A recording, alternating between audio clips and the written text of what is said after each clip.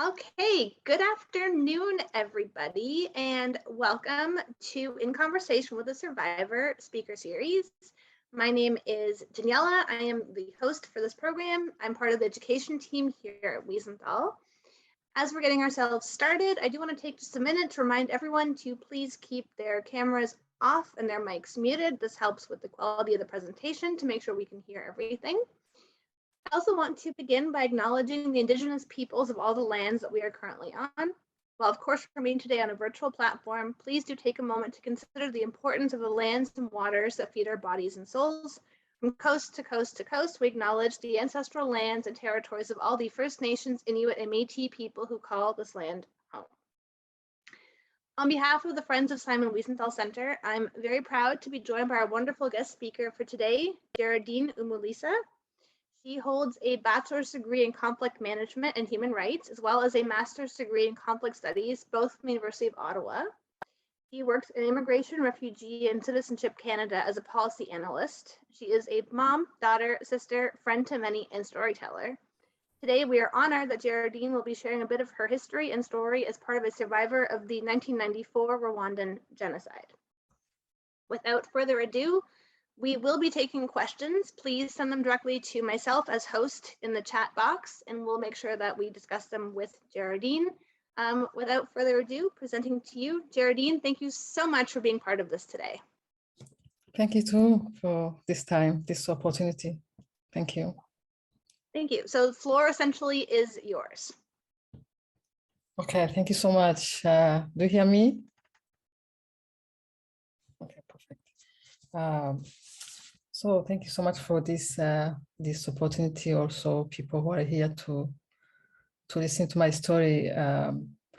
It's an opportunity because you know, when you are allowed to tell your story and to share what you experience, especially when it's not difficult. It's, for me, it's an opportunity to be able to tell the story for what happened in my country, for what happened to my people, to my loved ones. Because when you are a survivor, if you don't tell anything, no one is going to know what happened. And also, I do this for the victims, because they are not here to tell their stories. They are not here to tell what happened to them. So it's for us as survivors to be able to take it as a responsibility to share what happened, and people know what happened to them. And also because there are many people out there who are willing to change the story, who are willing to tell lies or to deny the genocide happened for their own interest. Yeah, I just want to mention that, you know, I'm a Francophone. I hope you will be able to catch my my accent. And also, yeah, I'll be able to speak like I do. Just to start my story, I will tell you that I was born and raised in eastern province of Rwanda. And for maybe those who don't know much about Rwanda, Rwanda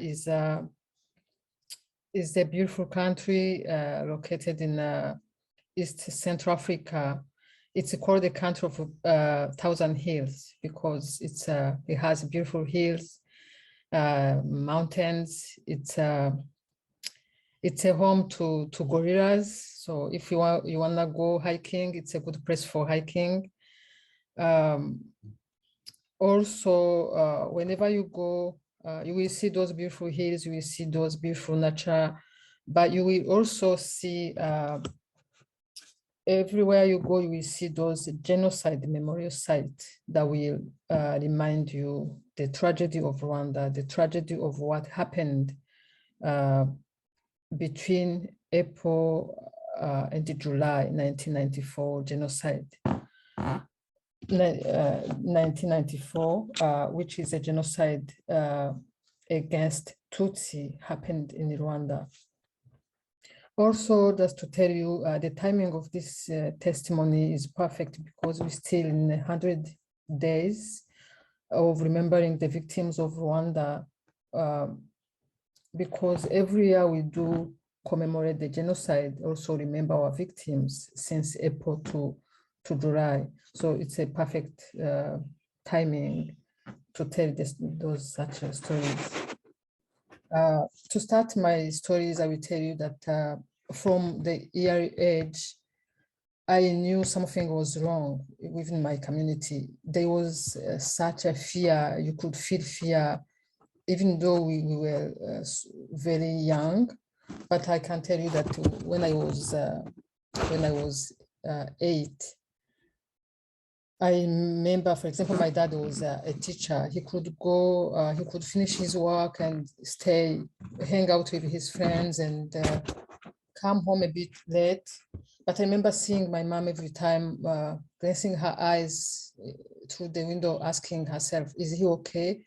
Is he safe? Is he killed? Is he going to come home safe? For me, I could ask my mom, why do you always worry about my dad's safety? Why do you always asking yourself if he's okay? Or why someone could kill my dad? He could say anything, but I could see the sadness in her eyes, but he couldn't tell me anything. I could maybe understand anything at that age, but you could feel fear. You could feel someone can be killed, someone can come and kill people, even though we didn't know why. At school, it was the same. For example, my teacher could ask who took kids to stand up, like once in a while, like once or twice a week. And he could count them, 1, 2, 3, 4, they were a minority. And then when it was a Tutsi turn, it was our turn, he may told us to stand up. He could, we're minority, maybe 1 or 2 kids or 3 in a class of 25. So it was a big shame to be called a Tutsi that time. And also whenever the teacher asked us to stand up, you could feel your friends, your other kids are punching you in the back, pulling your hair, and they are just pulling you in a big shame. And you knew being a Tutsi is a shame. And being a Tutsi was something very bad. And I could go home and tell my dad what happened. Say why they don't like us, why they hate us, why other kids have to treat us every single time. He knew what happened because he was a teacher himself. He knew what happened. They were trying to spread hatred, to teach kids to hate other kids. And I knew that even when I was 10, it was very clear they could come and hit you just from nothing. And you could feel like other kids they have hate against you, teachers don't like you. So we grew up in that kind of atmosphere. So, so we knew something is wrong. We knew there's a hatred around us. And that's how it was. Also, myself, I grew up listening to stories of killing Tutsis all over the years, stories of my relatives who were living out of the country. They could not come inside the country because they were Tutsis, and they survived killings in decades ago. Those stories made me think that something will come back. One day we'll be killed again. And there were many things that will tell you it's not safe, and Tutsis are bad people. Their names, they were calling enemies, they were calling snakes. In Rwandan culture, if you see a snake, it's something very dangerous, you have to kill it. So Tutsis were calling snakes just to try to brainwash people that they are dangerous and that they can be killed because a snake is something dangerous. So in 1990s, when the Rwanda Patriotic Front started the war against the government of Rwanda, those group of people whose parents have been living out of the country. They were trying to come home. They are trying to come to the country because they have been living in refugee camps with their parents. Actually, many of them were born in the refugee camps. So they organized themselves, trying to come by force, and started the war against the government of Rwanda. So with that war, things changed. The tensions were very serious because Tutsis that were inside the country, they were treating it because they said those are your relatives that are trying to come back home. So many Tutsis were killed, others were put in a jail. I remember they came home and took my dad. They took him to put him in a jail, but for some reason there was someone who, a Hutu who was the leader, and there was a friend of him. He sent him back home, but many Tutsis were killed in that time. So it stayed that way. There was tension, and there is a war between those people from outside and the government of Rwanda. It stayed that way until April 7, 1994, when the plane of the president of Rwanda was shot down on April 7th, 1994. So I remember we wake up in the morning and see our parents scared, and I had my dad telling my mom, now it's over. So we stayed home that day. The next day you could see the smoke from afar. Houses were being burned with people inside. The next day was April 9th, and a neighbor came home around 6 p.m. and told my dad, please do not stay here. They ordered a group of people who will come here tonight to kill you and your family. So that evening, my parents told us, me and my sister and two young sisters, to leave home and to go to a family friend. It was a Tutsi lady who was married to a Hutu. So my parents thought maybe we should be safe there. And also my brothers were sent to another family. So arrived there, the man in the house did not want us to spend the night there. So he was afraid that they may come to kill us, also threatening his family because he's trying to hide those enemies, those snakes. So we spent the night outside under the rain, but we could hear the whole night people screaming, houses being burned, people being killed in the neighborhood. In the morning, we went back in the house. To the surprise, my mom and dad came to join us in the house. So they looked terrified. They have survived the killing already that night, because when we left our home, they stayed outside the home. They had it close to home. By 12 a.m., they were tired and it was raining, and they decided to go inside the home and at least to have some rest and some sleep. So they went to bed, tried to sleep.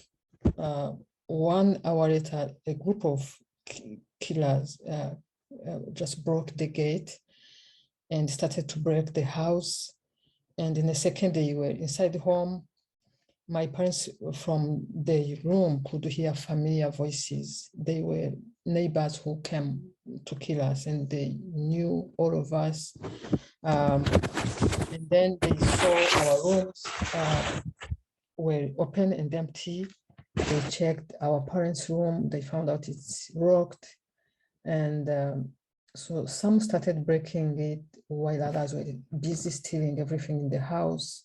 They were stealing beds, mattresses, food. My mom was a farmer, and there was a lot of food in her stock. So the ones destroying my parents' room had a hard time to open it. So other people were busy stealing. Those people who were trying to destroy my parents' room, it's like they gave up a bit to be able to have things from home. So in a few minutes, my parents felt like it's quiet. It was quiet. It was like everyone left the house.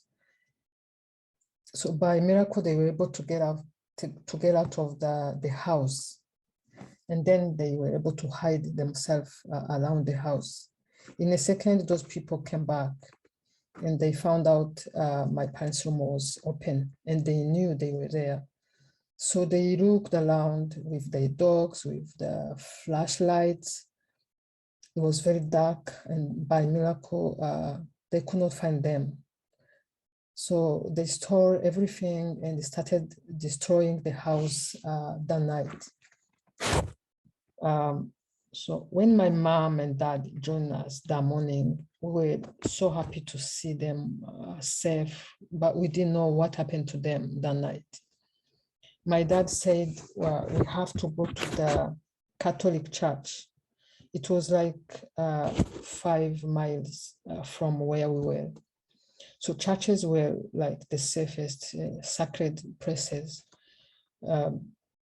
There was a common understanding and beliefs that no one can come commit a sin at the church. No one can dare come to kill people at the church. Also to mention that more than 95% of the Rwandan population were Catholic, who shared Christian values, beliefs, and same culture. So on our way to the church, we met people with traditional arms. My dad could say hi to them. Most of them knew my dad because he was a famous teacher in our village. So those people we met with did not do any harm to us. Instead, one of them showed us a safe shortcut that will reach us to the church. So we arrived to the church safe and found out 1,000 of people who survived the killings in the village are also there. People were very exhausted and terrified and in extreme pain because they had already lost members of their family who were killed before they could reach the church. So we stayed there the whole day. Everyone was tired. Babies were crying, were hungry. People are coming. They continue to come. So there were 2 priests in that church trying to manage the situation. There were rooms for moms and babies to sleep, and there was also a large court for everyone. And but to tell you, the situation was a total chaos already. So we stay there, we stay the night there, we sleep on the floor in the court. Adam, moms and babies, they were given a room. So the next day was April 11th in the morning, when people found out that the church were surrounded by killers. They could kill everyone who tried to go outside of the gate, outside of the dark court, or everyone who tried to come in the church.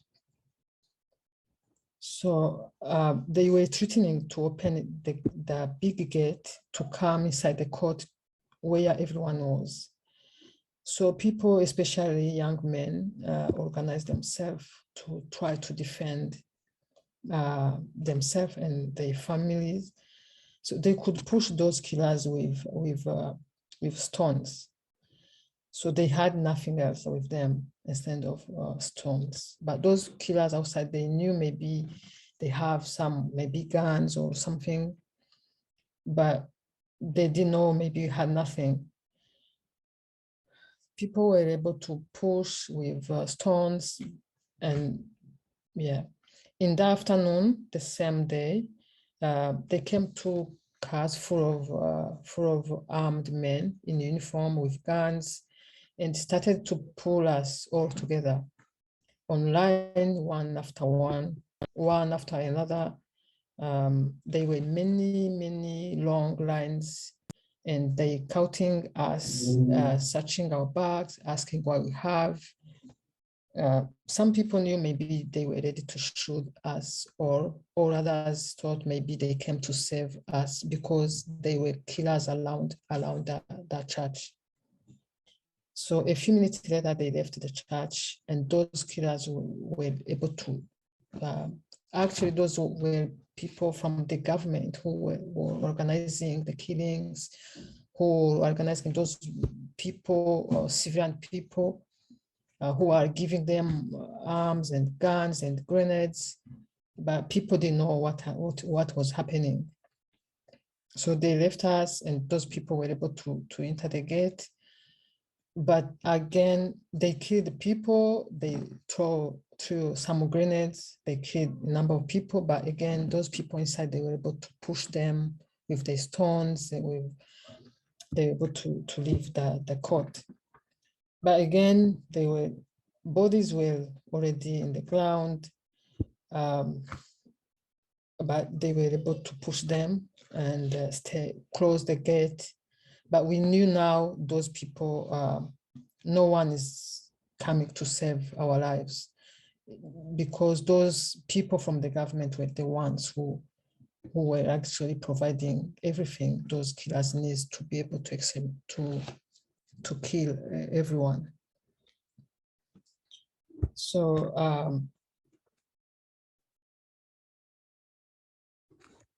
by the evening, it was quiet. Those people, maybe they left the church. It was a quiet evening. People were still strong to be able to resist. And the gate was very closed. No one could come in.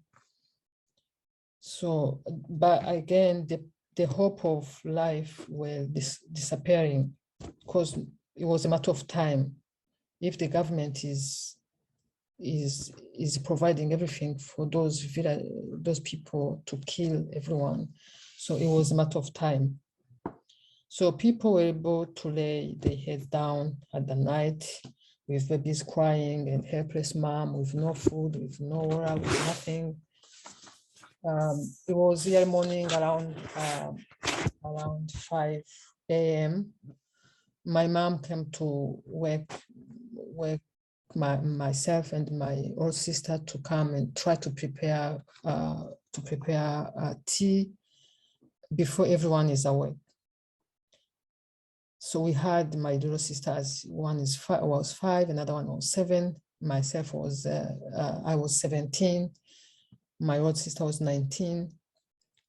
So my young sisters were already crying. They were dying from hungry. It was like almost 6 days, nothing to eat. So we were outside trying to prepare feed. We were trying to make fire with the wounds. At the time, we had a huge explosion, a very huge one. So what happened? Those killers were able to go on the top of the trees. So the church was surrounded by the long trees. So they went up and trying to throw down the grenades. So everything changed that morning. Things were no longer the same. You could see bodies everywhere. People were overwhelmed. Since that morning, people tried again to resist, push the killers. Grenades are throwing everywhere. Some people are being cut into pieces. But again, people tried to resist that morning until the afternoon, when most of the strong men were killed and others were wounded. And those killers were able to open that gate where everyone was. So it was almost maybe, to be honest, I can't tell the time, but if I try to estimate, it was almost like 3 p.m. When those killers were able to break that gate and came inside and started to kill everyone. The court was full of people and the rooms were full of people. So they started to kill people with those machetes, with the traditional arms. There was a big tank of water. So people started trying to throw themselves into the tank. People were very scared to be killed with those traditional arms, those machetes. They preferred to go be killed with the water instead of being cut into pieces. So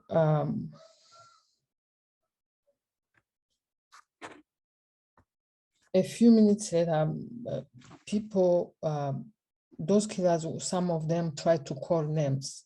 They wanted to make sure they kill people, but I'm sorry, it's not there. So they tried to, they were calling names to ask people to get out of those rooms. Actually, they killed everyone they caught, and then the people hiding into those small rooms in the,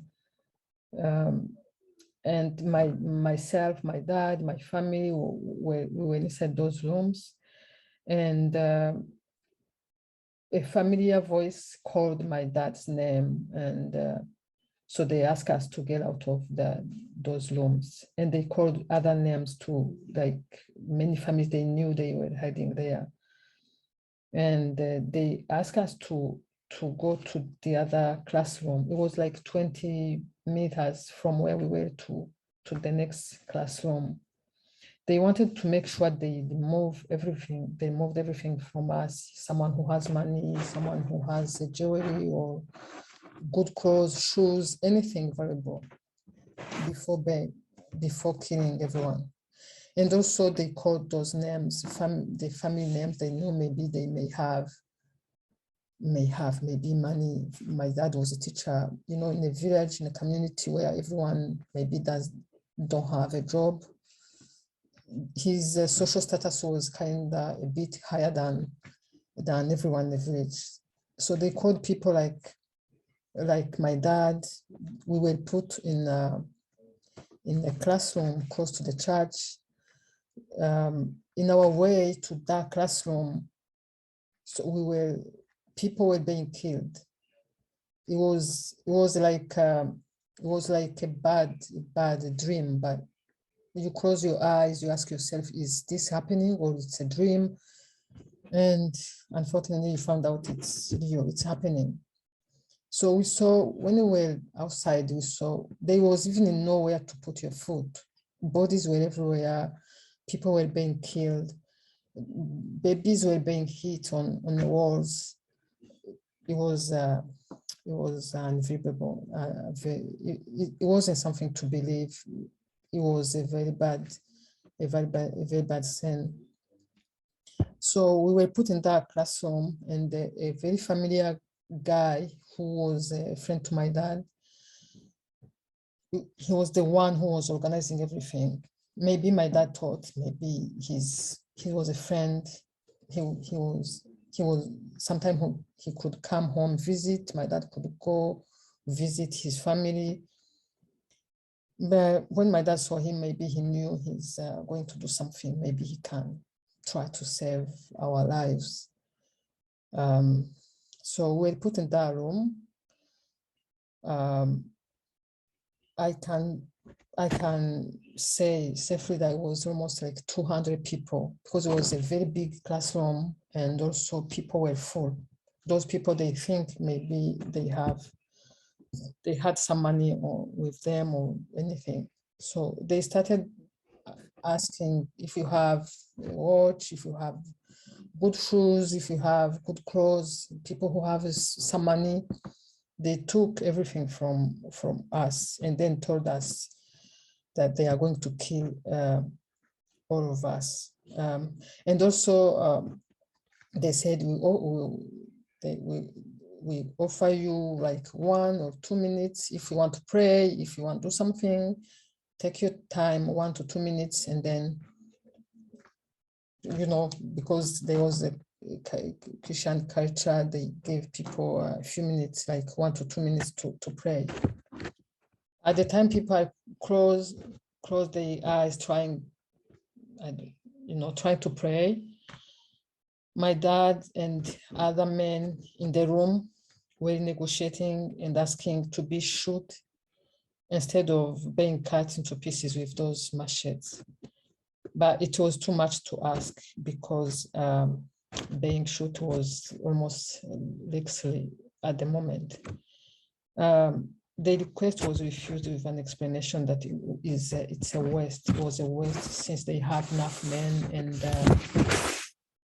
who are able with the traditional arms, who are available and willing to do the job. They use the word job whenever they want to kill a Tutsi, whenever they want to go kill Tutsi, they say they are going to do the job. It was very common. So they say we have people with the traditional arms, they are willing to do the job. So there is no way to waste those, to shoot people.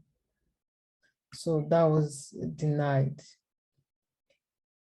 So they made another request asking to be killed at least with grenades to avoid maybe an unnecessary pain. People were so scared and were terrified, but those killers were so, they said, no, those grenades were going to destroy this classroom and our kids are going to use it for the continued education. So there's no way to destroy this classroom.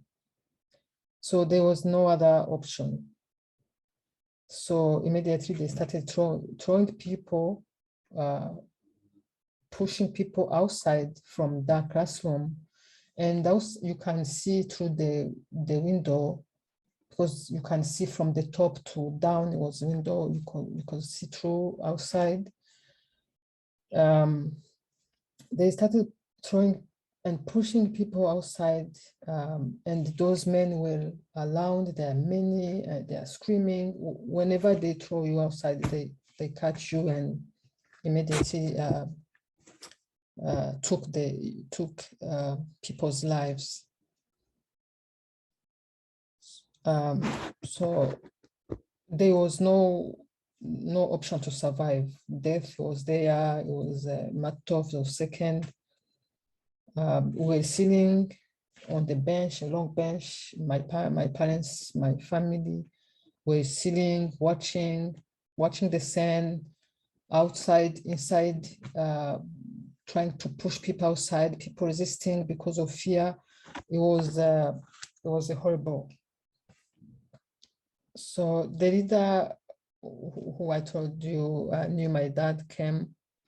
He was the one who was giving orders, and he was a friend. I can say he was a friend. I remember going to the same school with his kids. For somehow my dad maybe thought he's going to do something, but again, seeing what he was doing, there was no chance. But he could come and still push people outside, throwing people outside for those killers to finish them, but he could not touch anyone from my family. It was like that. We saw people pulling outside, even people we know, even those families we knew they could maybe be saved.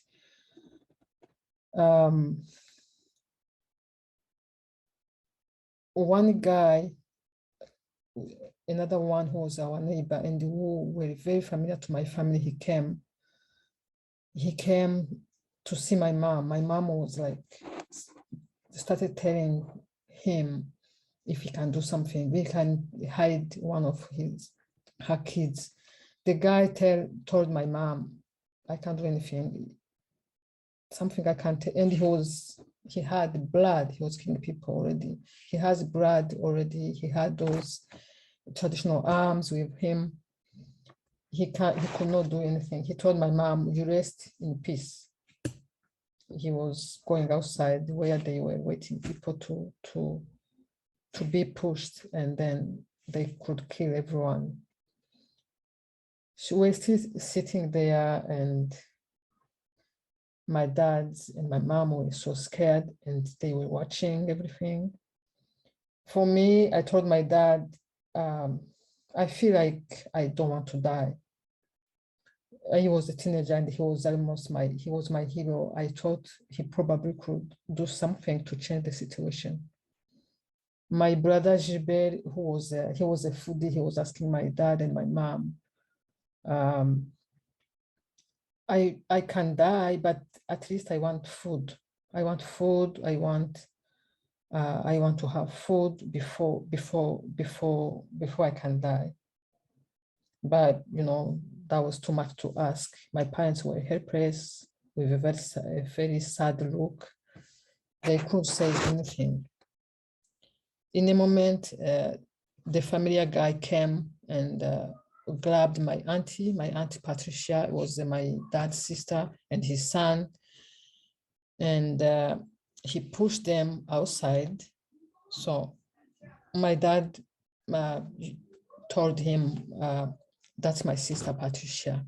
And the guy told my dad, she's almost dead because she was wounded in the chest. She had blood everywhere. It was maybe a way to tell my dad, don't even think you could survive. So they took her and her son, they pushed them outside. Those killers, whenever they took you outside, so they will grab you and do whatever they have to do. And then the guy came and took my brother. My brother Gilbert, he was 16. The one who was asking food, so he brutally threw him outside, and he came back and took my other little brother Germain.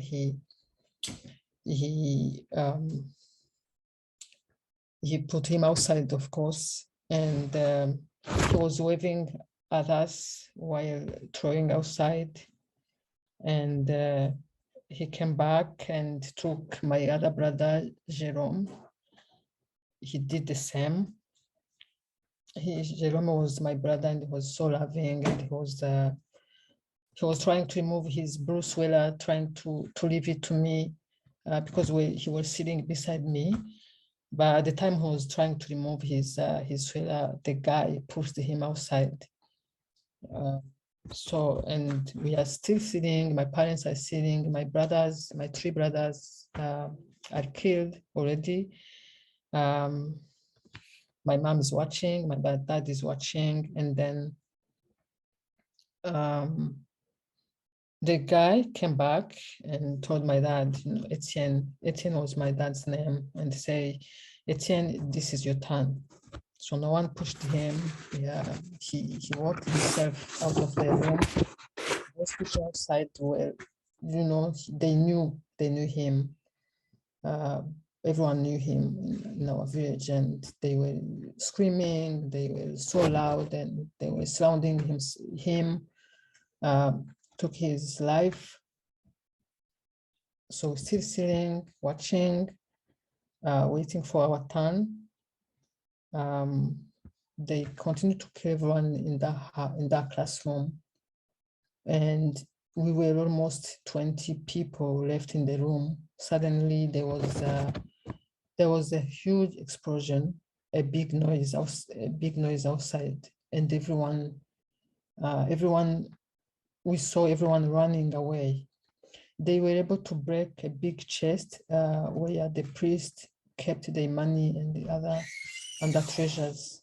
So the 2 priests in that church were killed already. while they were busy sharing the money and the other stuff belonged to the church, two guys came inside the room and told us to get out. My old sister, my mom, and my two little sisters. My mom was begging the guy to kill her. She was like, please kill me, please kill me first. She wanted to be killed first before us. She could not be able to watch again us being killed. She wanted to go first and then we follow. So we stepped outside. So there's no word to describe where I was outside. Bodies were everywhere. There was a strange smell. There was strange noises. Some people were still breathing. Some people were still agonizing. Blood was flowing blood was flowing like water on the ground. It was almost like 6 p.m., a horrible day. Mom is still begging the guy, please finish me, please kill me. So the guy, instead of killing, we could see from afar, those people were grabbing stuff, they were screaming. I think those priests had some gold, some money they were able to find. So while they're busy sharing or stealing all those, so the guy, instead of killing my mom and us, he said, you can pass by behind this classroom. So he showed us the shortcut. And we were there. So we knew we would be killed in a minute because people were still everywhere. But again, people were busy sharing those treasures they were be able to find. So my mom and us, we left that place, and we were able to find a house close to the church. My mom knew the family, so we went there. We sat down. Actually the house was empty. Was people from the house were also killed because it was the church like us. So we were able to sit down until it was very dark. And then when it was dark, we left the house.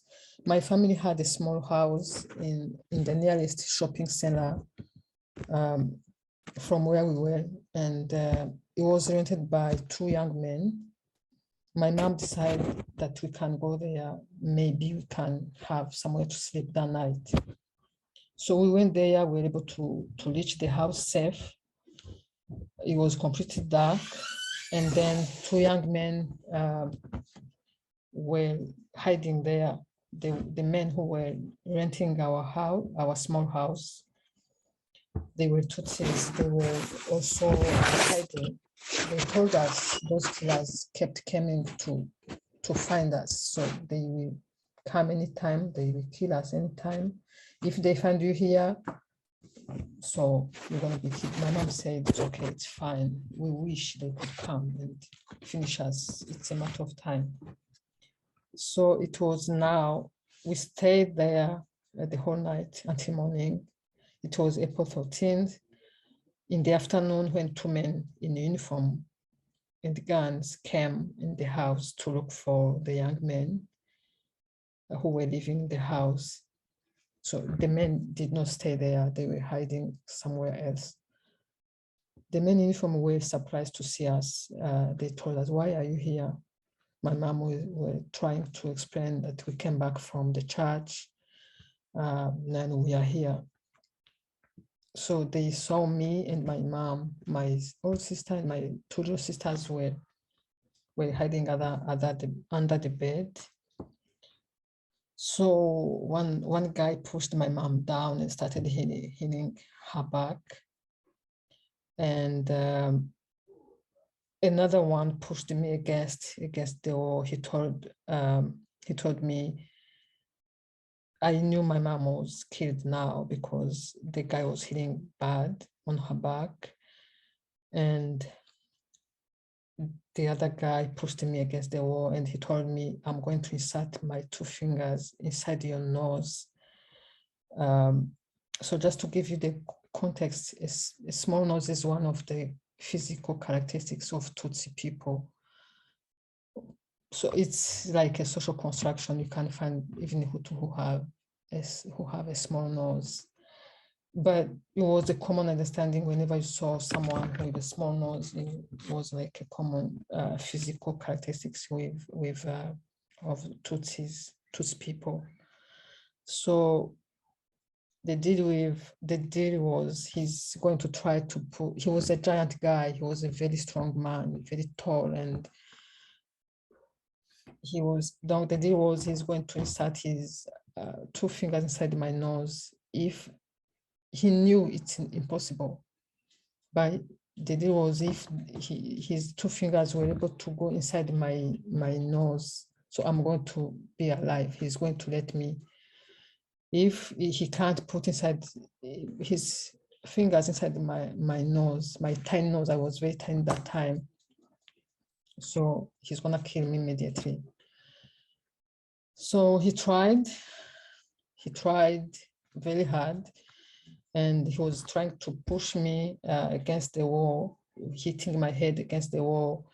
There are tears from my cheeks. There's because he was trying hard to put his fingers inside my nose. There's blood coming from my nose. I closed my eyes. I prayed. I said, God, please let his fingers inside my nose so I can be able to survive. Because that was the deal, actually. He was torturing me, causing a lot of pain.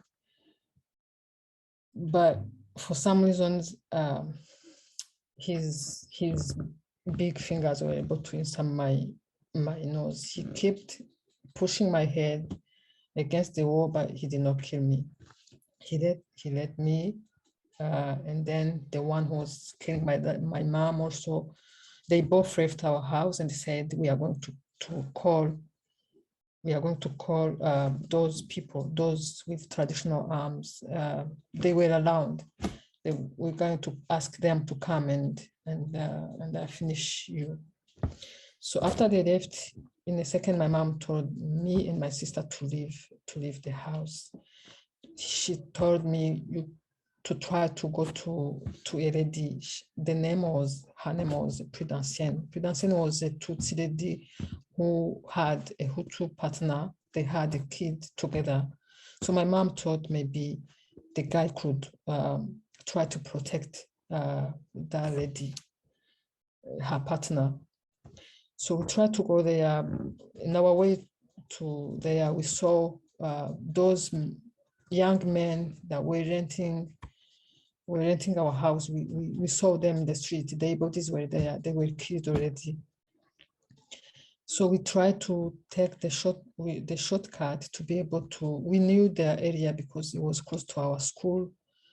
So we tried to take the shortcut, and then we were there safe. The same evening, my mom and my sisters also were able to join us. So we stayed there.